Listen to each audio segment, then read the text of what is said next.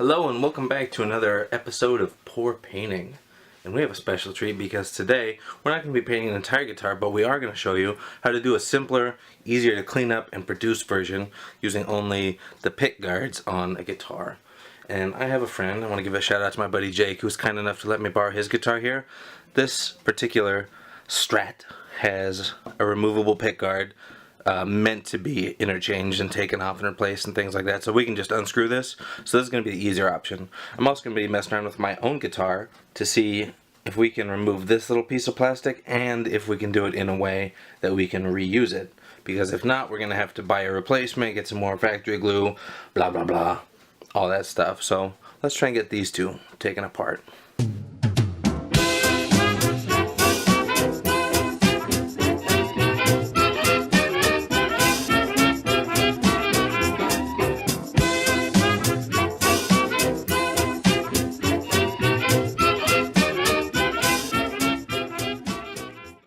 I need this guy to be quiet so you can still hear what's going on while we work, and this is actually a nice little way to keep the strings muted.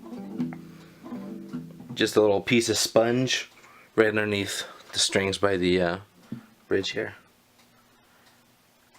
So the best way to go about this off the bat is going to be with some string, or if you have metal tools specifically designed for removing parts on a delicate surface like wood here, you can go ahead and use those. But for most of us at home, we're going to be using some dental floss.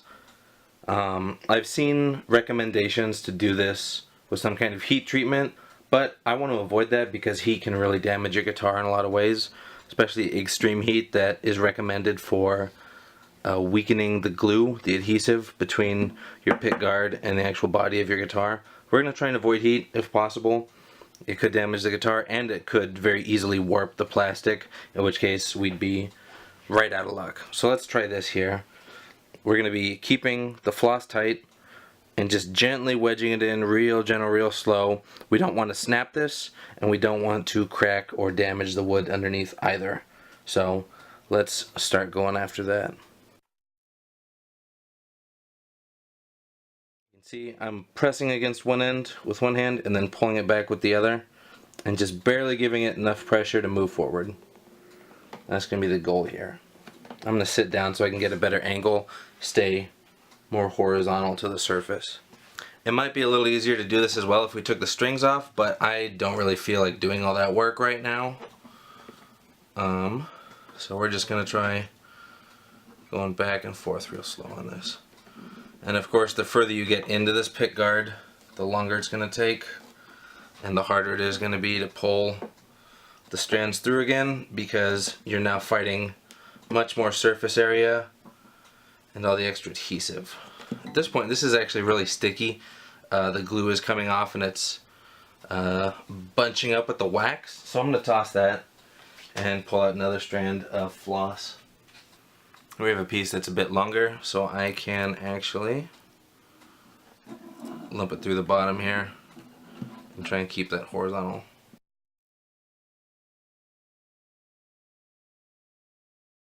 I'm not too concerned with the finish of my guitar because we're doing this for demonstration, and I'd rather get to work on this while I still have time at home. So I'm going ahead and using a tool that is not recommended, but this is already scuffing up along the edges of my guitar. So definitely do not try this part at home if you care about the surface of your guitar at all. This is just kind of speeding up the process that we'd already be doing with the string.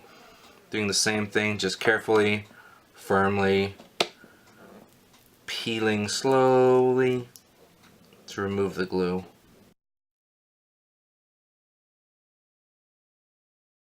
Have it. On the bottom you can see some of the areas that were scraped away with our floss. It kept a lot of the adhesive and the glue because we got under that, and then right about here is where we started working with the metal tool, and that was not as close, so it left the adhesive on the guitar itself.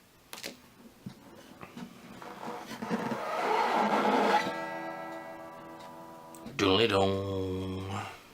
Alright, now normally what you do next is you would sand the top of these real good, maybe with some sandpaper or a sanding block like I've got here. Just scuff it up real nice. That gives the paint something to hang on to, and it helps it not just peel right off of the plastic, because plastic isn't going to stick very well. But the reason we're not doing that just yet is because I need to cover up this adhesive part so it doesn't just get all nasty while we're working. So I have some wax paper.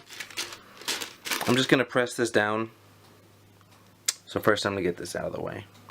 We're going to smooth it on real good. Make sure that it's holding on to the wax paper for us. And then I'm going to trim just inside of the shape a little bit. So this way we don't have to worry about the wax paper hanging over, because that'll give us an uneven edge when the paint gets on there. So we're going to trim just inside a bit. And then we have a little surface that will protect the adhesive part while we work on the rest of it. So now I'm going to sand the tops of these two off camera, because it gets dusty and messy, and I don't want that where my paint is going to be, because then you could get all this dried dust in your paint supply. So go do that somewhere else. Okay, so what we got here is 2 pick guards, sanded up, scuffed up real good so we can add some paint on top. And I am going to try my friend's suggestion. Actually, the colors were picked by him because this is his guitar, and I kind of made myself a sample with the leftovers for the smaller piece, giving myself more of the white and black so he could have a larger concentration of the colors he was interested in. And we were talking about the spoon swipe I did, and I thought to myself, or he thought to myself, this is his idea, he thought, what if we did a dirty pour into a spoon and then we could kind of layer it in there, and that would work similar to the reverse swipe that I showed off earlier in the series. So I'm going to call this Jake's spoon pour. That'll be the name of the technique from here, because after all it was his idea and I think it's kind of fun. So I'm going to try it on mine first, because I don't really care how this looks. We're just doing it to see what we can do. We're just doing it to experiment and express ourselves with our art. So I'm going to mess up mine first, and if it looks good, we're going to do that for his guitar too.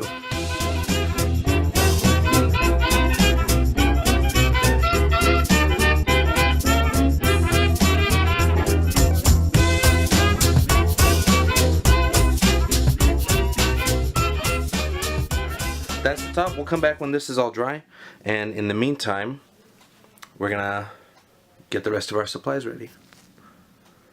Okay, the paint is dry on this bad boy, this bad mama jamma, and I'm really digging the vibe. This is going to look real nice with the black. The black on the paint here is really going to make the black on the guitar pop. This is our X-Acto knife, and this little screwdriver is going to be our little pokey, which was my nickname in high school, and we are going to clean up the screw holes where the paint filled in and dried rather than just going all the way through. We need to reopen this, not because we can't get the screws in, because if we were to just stop right here, we could put the screws back on no problem. This paint isn't going to stop it, but if we do not uncover these holes, what it will do is make the resin pool up, and then it will be nearly impossible to get the screws in later. So we need to trim this up. Always make sure you're aware of where your hands are, because as you're sticking whatever instrument you're using, as you're poking it through, you want to make sure you're not about to accidentally stab your fingers. So be mindful of where everything is.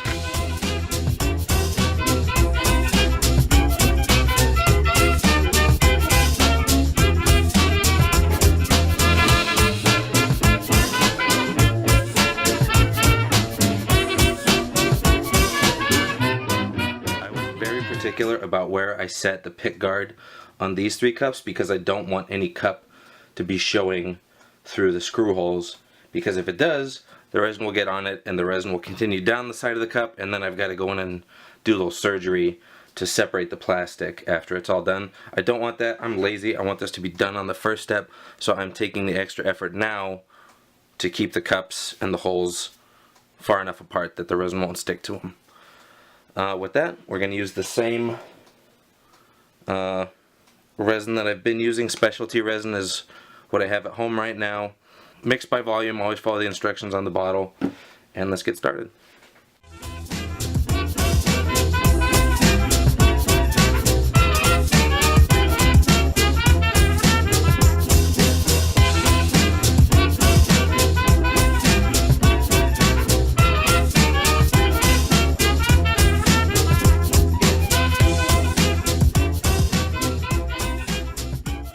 Our resin is now dry, and just look at these beautiful shiny glossy surfaces. That's going to come out real nice. There were a few globs like we anticipated, but we have little safety razors, which I can't pick up because I have no fingernails. We have little safety razors, and we have a little X-Acto knife to help trim away the bottom. We're going to trim out some of the holes that did fill in. There are plenty of holes on here that did not, which is fine, makes our job easier. And then once we're done cleaning all the bottoms off, we can sand away any remaining rough edges to make it level again. And then, see, there was a little plastic connected to one of the cups there.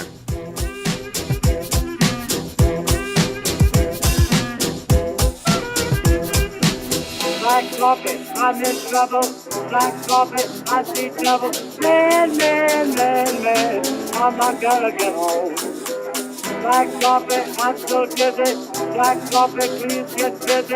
Oh, oh, oh, oh, nothing to get home. Black carpet. This little guy is nice and cleaned up on the underside. I'm gonna scuff this up, even it out with the sandpaper off screen, because that's going to be even more boring than watching me trimming. So now we just need to go through the little holes here and make sure they're accessible by the screws that we need to reinstall. So let's try real quick taking our X-Acto knife, and it's thin enough that it can be easily punctured. And with a quick twist we can get in there, and now we have an opening again. The plastic has been all cleared out. This will take a second. I'm gonna have to go through a few of the screws, and after you do the top on each one, you're gonna need to go and clean it out from the bottom as well to make sure that there's nothing protruding and sticking back up. And when that's all done, I'm gonna go take just a quick little damp cloth and just go over the surface to make sure none of the little scrapings got stuck on it.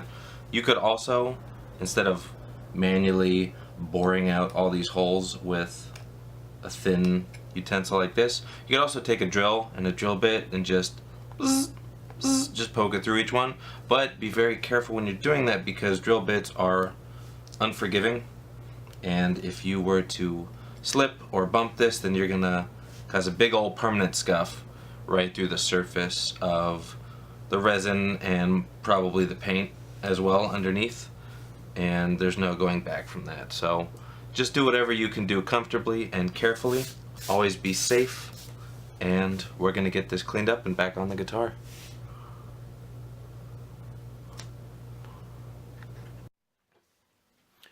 Before we put this back on the guitar, we are now ready to peel off the wax paper. There's already plenty of adhesive left on this tiny little strip underneath it, so we should be able to just glue this right back on simply by pressing it against the guitar with no other issues.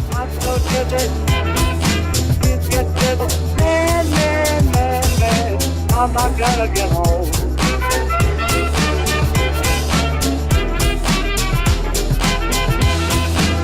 Black carpet, I'm in trouble.